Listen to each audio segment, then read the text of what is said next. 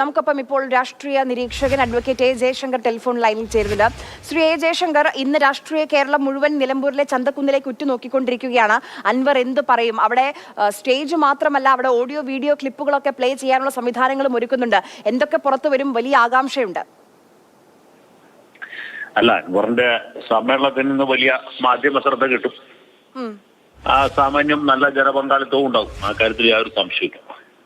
പക്ഷേ ഇത് ആത്യന്തികമായിട്ട് കേരള രാഷ്ട്രീയത്തിൽ എന്ത് ചലനം സൃഷ്ടിക്കും എന്നുള്ളതാണ് നമ്മളെ സംബന്ധിച്ചിടത്തോളം പ്രധാനപ്പെട്ട കാര്യം. തീർച്ചയായിട്ടും അൻവർ ഉയർത്തിയ വിഷയങ്ങൾ ഇവിടെ പ്രതിപക്ഷ നേതാവും KPCC പ്രസിഡന്റും ഒക്കെ നേരത്തെ മുതൽ ഉയർത്തിയിട്ടുള്ളതാണ്. മാധ്യമങ്ങളടക്കം ഈ വിഷയം പലതവണ ചർച്ച ചെയ്തിട്ടുള്ളത്.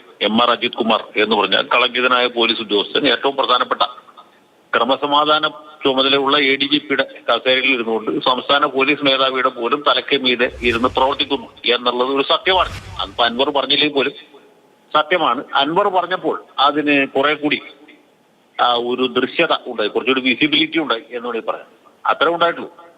അത് ഒഴിച്ചാൽ മറ്റു കാര്യങ്ങളൊക്കെ പഴയത് തന്നെയാണ്. 2-3 വർഷമായിട്ട് പ്രതിപക്ഷം ഉന്നയിച്ചുകൊണ്ടേയിരിക്കുന്ന കാര്യങ്ങളാണ്. ഇന്ന് അൻവർ ഇപ്പോൾ ഒരു വലിയ വിപ്ലവത്തിന് ഒരുപെട്ട് വന്നിരിക്കും. സ്വാഭാവികമായിട്ടും കുറെ പിന്തുണ അദ്ദേഹത്തിന് കിട്ടും. പക്ഷെ അദ്ദേഹത്തിന് സംഭവിച്ച ഒരു പരാധീനത എന്ന് വെച്ചാൽ ഒരുപക്ഷെ രാഷ്ട്രീയത്തിലുള്ള പരിചയക്കുറവുകൊണ്ട് സംഭവിച്ചായിരിക്കും. ഈ ഒരു പൊതു വിഷയത്തെ അദ്ദേഹം ഒരു സാമുദായിക വിഷയമാക്കി എന്നുള്ള.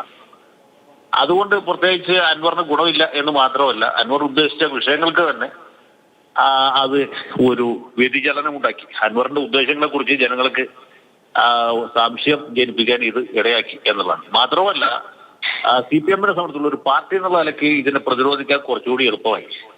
ഇനി പാർട്ടി എന്തുമാത്രം പ്രതിരോധിക്കും, അതിൽ എന്തുമാത്രം വിജയിക്കും എന്ന് പറയാൻ ഞാൻ ആളല്ല. കാരണം അത് പറയാനുള്ള സമയമായിട്ടില്ല. പക്ഷെ അൻവർ തീർച്ചയായിട്ടും കേരള രാഷ്ട്രീയത്തിൽ ഒരു പ്രകമ്പനം ഉണ്ടാക്കിയിട്ടുണ്ട്. അതിനപ്പുറത്ത് അൻവറിന് രാഷ്ട്രീയമായിട്ട് ഇതുകൊണ്ട് എന്ത് നേട്ടമുണ്ടാവും എന്ന് ചോദിക്കാൻ ബുദ്ധിമുട്ടാണ്. കാരണം എന്താ വെച്ചാൽ അൻവർ ഏതെങ്കിലും പ്രതിപക്ഷ പാർട്ടിയുമായിട്ട് സഹകരിച്ച് പ്രവർത്തിച്ചാൽ ഇപ്പോൾ ഉയർത്തിയ വിഷയത്തിന്റെ തീവ്രത കുറഞ്ഞു പോകും. കാരണം പ്രതിപക്ഷം ഉയർത്തിയ വിഷയമാണ്. രണ്ടാമത് MV രാഘവൻ പോയിട്ടോ ഗൗരിയമ്മ പോയിട്ടോ പാർട്ടിക്ക് അത്ര വലിയ അതൊന്നും ഉണ്ടായില്ല. ആ നിലയ്ക്ക് അൻവർ പോയാലും അൻവർ എന്ന വ്യക്തി പോകുന്നുണ്ട്, അല്ലെങ്കിൽ അദ്ദേഹത്തിന്റെ കൂടെയുള്ള കുറച്ച് ആളുകൾ. അല്ല ശ്രീ ജയശങ്കർ, താങ്കൾ പറഞ്ഞതിലെ രാഷ്ട്രീയ വസ്തുത എനിക്ക് മനസ്സിലായി. ഇപ്പൊ October 3 അതാണ് അന്വേഷണം ഒരു മാസമായിരുന്നു സമയം അനുവദിച്ചിരുന്നത്. അൻവർ ഉന്നയിച്ച ആരോപണങ്ങളിൽ അന്വേഷണം പൂർത്തിയാക്കാനുള്ള സമയം. October 3 അന്വേഷണ റിപ്പോർട്ട് പുറത്തു വരും. പക്ഷെ ഇപ്പം ചോദ്യം ചോദിച്ച കുട്ടിയെ പുറത്തിയാക്കാനും ആ ചോദ്യം അവിടെ ഉണ്ടല്ലോ എന്ന് പറഞ്ഞതുപോലെ നമുക്കെല്ലാവർക്കും വിശ്വസിക്കാനെങ്കിലും സാധിക്കുന്ന എന്തെങ്കിലും ഒരു വസ്തുത ആ അന്വേഷണത്തിൽ നിന്ന് നമ്മൾ പ്രതീക്ഷിക്കണം. അപ്പോൾ വീണ്ടും അങ്ങനെ വന്നിട്ടില്ല എങ്കിൽ ആ ചോദ്യങ്ങൾ അവിടെ അവശേഷിക്കില്ലേ? അൻവർ ഉന്നയിച്ച ആരോപണങ്ങൾ അവിടെ വീണ്ടും ശക്തിപ്പെടില്ലേ?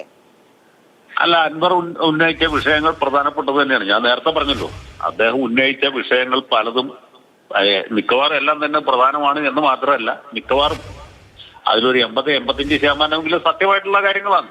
അദ്ദേഹം ഉന്നയിച്ചു എന്നുള്ളത് മാത്രം സത്യമല്ലാതാവുന്നില്ല. ഇവിടുത്തെ പ്രശ്നം എന്ന് വെച്ചാൽ ഉന്നയിച്ചത് ആരാണെന്നുള്ള ഒരു പ്രശ്നമാണ്. ഇപ്പൊ ഉമ്മൻചാണ്ടി ഭരിക്കുന്ന സമയത്ത് VM സുധീരൻ ധാർമ്മികതയുടെ തലത്തിൽ നിന്നുകൊണ്ട് സർക്കാരിന്റെ പല നടപടികളെയും ചോദിച്ചു. അദ്ദേഹം KPCC പ്രസിഡന്റിന്റെ കസേരയിൽ ഇരുന്നു മുഖ്യമന്ത്രിയെ ചോദ്യം ചെയ്തു. ചെറിയ കാര്യമല്ല. പക്ഷെ സുധീറിന് ഒരു ധാർമ്മിക ശക്തി ഉണ്ടായിരുന്നു. അതുപോലെ VS അച്യുതാനന്ദൻ മുഖ്യമന്ത്രി ആയിരുന്നുകൊണ്ട്, അല്ലെങ്കിൽ പാർട്ടിയുടെ പ്രധാനപ്പെട്ട നേതാവായിരുന്നുകൊണ്ട് പാർട്ടി സെക്രട്ടറി ആയിരുന്ന പിണറായി വിജയന്റെ പല നടപടികളെയും ചോദ്യം ചെയ്തു. അപ്പോഴും VS-ന് ഒരു ധാർമ്മിക ശക്തി ഉണ്ടായിരുന്നു. അൻവറിനെ സംബന്ധിച്ച് ഈ ഒരു സാധനമില്ല. അതാണ് അൻവറിന്റെ ഏറ്റവും വലിയ പരാധീനത. ഒരു സ്ഥലത്ത് VM സുധീരനായിരുന്നു, മറ്റൊരു VS അച്യുതാനന്ദനായിരുന്നു. അപ്പൊ ഈ ധാർമ്മികതയുടെ ഒരു ശക്തി അൻവറിനില്ല. അൻവറിന്റെ ഉദ്ദേശം എന്തായിരുന്നു? അൻവർ എന്തൊക്കെയാണ് ആഗ്രഹിച്ചത്? എന്തുകൊണ്ടാണ് അൻവർ പെട്ടെന്നൊരു ദിവസം മുഖ്യമന്ത്രിക്കെതിരായിട്ട് തിരിഞ്ഞത്? ഈ സംവിധാനത്തിന്റെ എല്ലാ ഗുണങ്ങളും ഇതുവരെ അനുഭവിച്ചുകൊണ്ടിരുന്ന ആളല്ലേ അൻവർ. ഈ കഴിഞ്ഞ ദിവസം വരെ ഈ പാർട്ടിയുടെ ഇതേ സൈബർ ഗുണ്ടകളൊക്കെ അൻവറിന്റെ അവദാനങ്ങൾ പാടിക്കൊണ്ടിരുന്നവരല്ലേ. എന്തുകൊണ്ടാണ് ഇപ്പൊ ഇങ്ങനൊരു മാറ്റം ഉണ്ടായത്? അത് പ്രധാനപ്പെട്ട വിഷയമല്ലേ. ഉന്നയിക്കുന്ന ആളാരാണ്? അദ്ദേഹത്തിന്റെ ട്രാക്ക് റെക്കോർഡ് എന്താണ്? അദ്ദേഹത്തിന്റെ ബാക്ക്ഗ്രൗണ്ട് എന്താണ്? അത് ആലോചിച്ചാൽ തന്നെ സംഗതി വ്യക്തം. ശരി, വളരെയധികം നന്ദി ശ്രീ ജയശങ്കർ സംസാരിച്ചതിന്.